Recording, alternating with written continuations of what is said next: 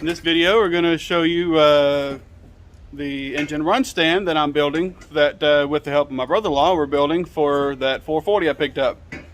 We've already made some progress. If I don't think I had it in my last video, but or my last video about the motor, but my neighbor across the street from me actually had a metal frame that I was able to build off of. So let's look at it. We've already made some progress, so let's take a look at it. Well, here is the frame. We've already made some progress. It came with, see if we can zoom in on them.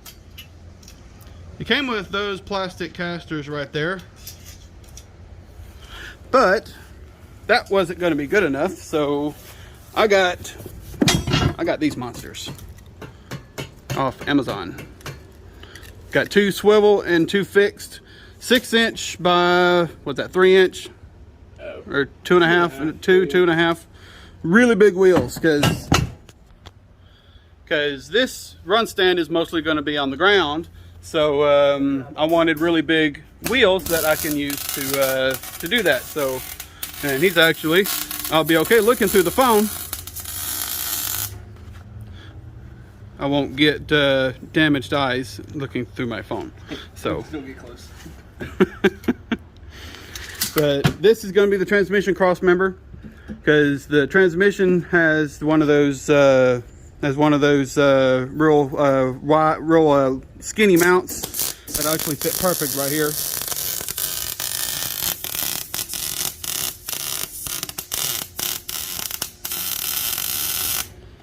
And the old Century All-Star welder is doing a phenomenal job. My brother-in-law's got some nice pretty welds. I welded on the first one, and it was on there. It didn't look pretty, but it was on there. My brother-in-law came over, and he started welding, and I liked his welds, so he's doing the welding on it. Oh, and here, if he hadn't seen it in a while, there's my auto darkening helmet. It's nice. Yes, but we measured the motor, and this is the oil pan's going to sit inside here, and we're going to put some extra bracing in right about here, somewhere right there, for my motor mounts, because I've actually got some interesting ones. I don't know where they came from, but they're going to be perfect. So we'll see you once we're at the next stage. Well, it is about 9:45. Got little June bugs freaking everywhere over here next to this welder for this ultraviolet light coming off, or the really bright light coming off the welder. But I didn't think I was going to get this far with the run stand today. I figured I would get a few pieces cut. I'll take me a couple weeks to build it, but my brother-in-law came over and just kind of took over. But let's take a look at it. Well, here it is. The run stand, pretty much complete. We got, see if I can find it in here. I'll just grab this one down here.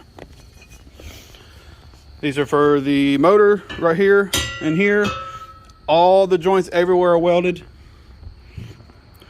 These plates are going to be sitting like this. Once we get this in the backyard, I'll have the wheels on it. It's supposed to be running all day tomorrow. Otherwise, we would be finished with it tomorrow. But these are going to be sitting on like this. We're going to get the final position in the backyard after the wheels are on. We're going to mark it for the final position where the holes need to be and everything, and then going to pull it off again to weld it, because I have some motor mounts that actually have I have some engine brackets that have a flat mount on the bottom. I have no idea where I got them, but they bolt up to a big block. But here they are. The passenger driver side was actually a little bit lower than the driver side. Said that wrong.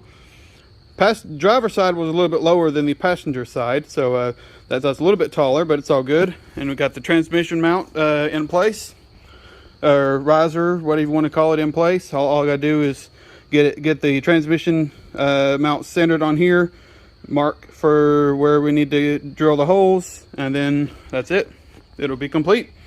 We decided to raise it up a little bit, because it actually made more sense. It actually cleared the exhaust the way it is right now, which is not going to be staying on it, but raising it up a little bit actually did help a lot with it. So there it is. It's all welded. Big thank you to my brother-in-law Chris. I honestly think he was just having fun after a little while. He's having more ideas for bracing. I see that right there. And that's our only stable spot. So if we added just a little bit here. Yeah. I agree with that. Putting a little piece of angle iron. Not now. We don't have to do it now. Yeah, for that right there is a little wiggy. Yeah.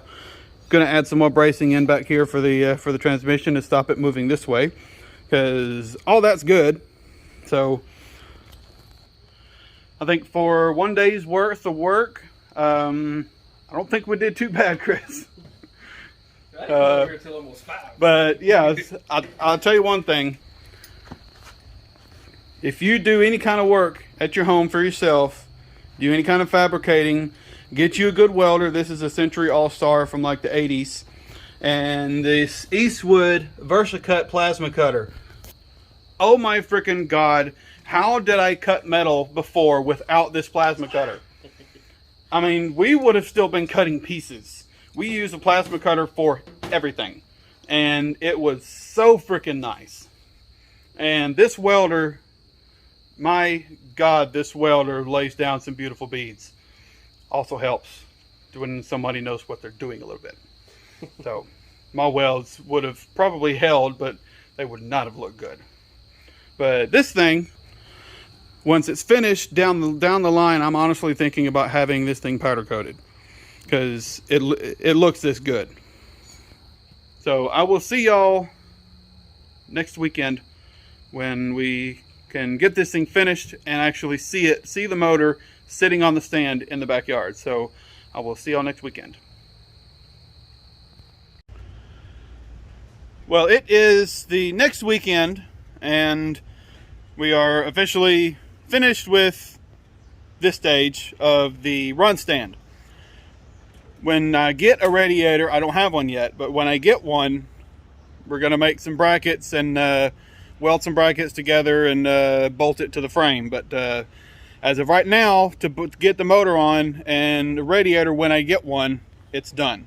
I still need to make the control panel, which I'm not gonna have video of making that, but it's just gonna be made. But let's look at it. Well, here it is in all its splendor. Wide angle. This will be for the radiator. This upper piece right here is most likely going to be connected to the control panel, probably somewhere right here. But radiator's going to go right there. Obviously, we're going to make some brackets for radiator, and here's everything else. We added 2 more casters in the center, and it's actually really sturdy. And now we're ready to put the motor on. We should be able just to bolt everything down, because we marked the position of everything before we welded these plates in right here. So what we're going to do is bolt the motor in first, and then if we have to, we can elongate the holes for the transmission a little bit. But let's get this motor on here. Well, the motor is officially on the stand, and we also made a tongue that can unbolt to connect to my mower. We tried to pull it around, but the ground back here is just way too soft, and we jerked it a few times, but its wheels are just in the ground a little bit, and the ground is just too soft, and I don't want to hurt the transmission on my mower. But it's here, and it's on, and it looks awesome. And I got enough, and I have enough room up here to mount the radiator, and my control panel can be somewhere right here, hanging down, angled like that. But it's on here, and it's awesome. I did find out something disappointing though. The back ear for this turbo manifold is actually broken. So whoever gets this is gonna have to have it welded and fixed or something. But this turbo stuff is coming off. Turbo is actually in good shape. But turbo's coming off. I have some manifolds right there. Just some center dumps, just like this, just without the turbo. So now I have the fun of taking off the turbo setup, getting the wiring set up, and getting my control panel set up. I'll have another video for that once I get everything set up, showing everything. Should have one of the key switches I'm going to use over in my storage building already. So all I got to do is get the wiring all set up, get a battery and all that. So hopefully we can hear this thing fire up before too long. But at least now it's off the ground. It's on a stand. Better.